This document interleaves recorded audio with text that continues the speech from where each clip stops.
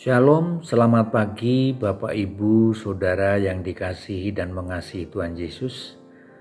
Bersyukur pada pagi hari ini kita dipertemukan kembali dalam acara doa Sabtu pagi Gereja Baptis Indonesia Depok. Dan tiba saatnya kita akan merenungkan firman Tuhan. Untuk itu saya mengajak saudara kita akan berdoa terlebih dahulu. Bapa di surga, Bapa yang maha kudus dan mulia, segala puji hormat dan syukur kami naikkan kehadirat-Mu ya Bapa. Oleh karena kasih dan karunia-Mu pada pagi hari ini kami boleh menikmati hari yang baru, rahmat-Mu yang baru, berkat-Mu yang baru. Dan kami bersyukur oleh karena kasih karunia-Mu kami boleh sehat dan siap untuk menerima kebenaran firman-Mu. Oleh karena itu Tuhan, kiranya Roh Kudus Tuhan akan mengurapi kami, memberikan kami hikmat agar kami boleh mengerti akan kehendak dan kebenaran firman-Mu pada pagi hari ini. Terima kasih Bapa, di dalam nama Tuhan Yesus kami ucap syukur dan berdoa. Amin.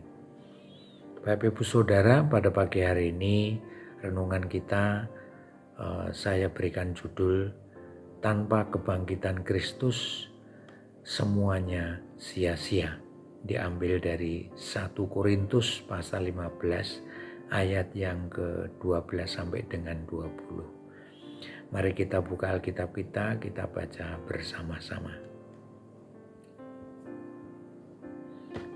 Kebangkitan kita. Jadi bila mana kami beritakan bahwa Kristus dibangkitkan dari antara orang mati, bagaimana mungkin ada di antara kamu yang mengatakan bahwa tidak ada kebangkitan orang mati?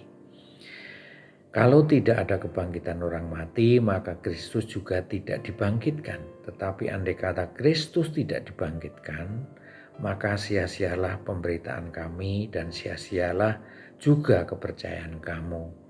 Lebih daripada itu, kami ternyata berdusta terhadap Allah.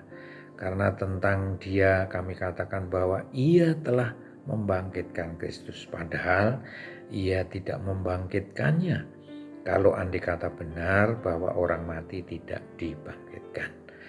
Sebab jika benar orang mati tidak dibangkitkan, maka Kristus juga tidak dibangkitkan. Dan jika Kristus tidak dibangkitkan, maka sia-sialah kepercayaan kamu, dan kamu masih hidup dalam dosa. Demikianlah binasa juga orang-orang yang mati dalam Kristus.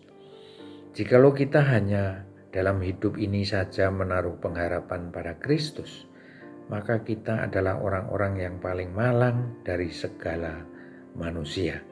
Ayat 20, tetapi yang benar ialah bahwa Kristus telah dibangkitkan dari antara orang mati sebagai yang sulung dari orang-orang yang telah meninggal. Demikianlah firman Tuhan. Saudara-saudara yang dikasihi Tuhan, surat Rasul Paulus ini ditulis untuk jemaat di Korintus karena Rasul Paulus mendengar bahwa banyak jemaat di Korintus memperoleh pengajaran-pengajaran di mana pengajaran itu salah satunya adalah bahwa menyatakan bahwa Kristus tidak bangkit dari antara orang mati. Sementara Rasul Paulus sudah menyampaikan semua bahwa Kristus benar dan nyata telah bangkit dari antara orang mati. Hal ini ditulis dan dibuktikan melalui beberapa peristiwa yang terjadi. Seperti misalnya Maria Magdalena dan Maria-Maria lainnya bersama-sama di pagi-pagi hari datang ke kubur Yesus dan mendapati bahwa kubur itu telah kosong. Bahkan dia ada penampakan malaikat, bahkan Yesus sendiri menampakkan diri kepada Magdalena. Kemudian Yesus juga menampakkan kepada Kefas, menampakkan diri kepada 12 muridnya, menampakkan diri kepada 500 orang. Ini adalah sebuah fakta yang ditulis di dalam Alkitab. bahwa Yesus Kristus benar-benar nyata telah bangkit dari antara orang mati. Namun demikian saudara-saudara, kita melihat bahwa jemaat di Korintus masih meragukan akan kebenaran ini. Sehingga Rasul Paulus menulis surat ini untuk menyampaikan kepada jemaat di Korintus, jikalau mereka benar-benar tidak percaya bahwa Yesus Kristus telah dibangkitkan, maka ada beberapa konsekuensi yang akan terjadi. Konsekuensi pertama yaitu jika orang mati tidak dibangkitkan, maka Kristus tidak dibangkitkan.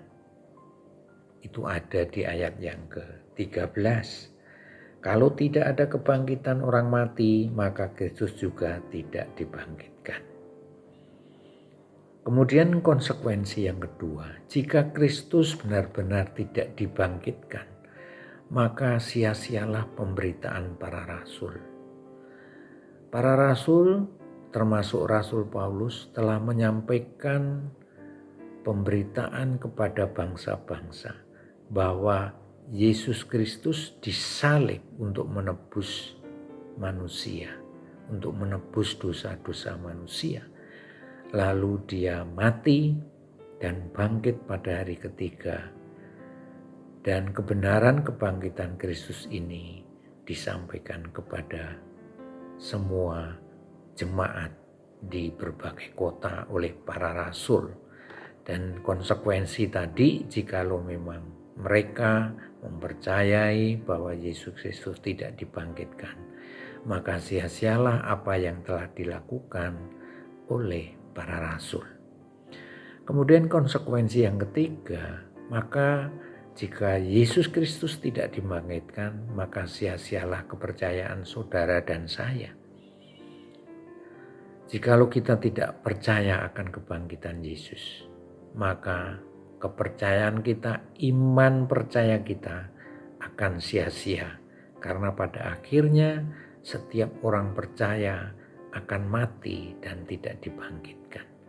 Tetapi oleh karena kita sebagai orang percaya, yang percaya akan kebangkitan Yesus Kristus, maka kita akan memperoleh pengharapan kehidupan yang kekal. Nah, saudara-saudara, kabar yang telah ditulis oleh Rasul Paulus di ayat yang ke-20 adalah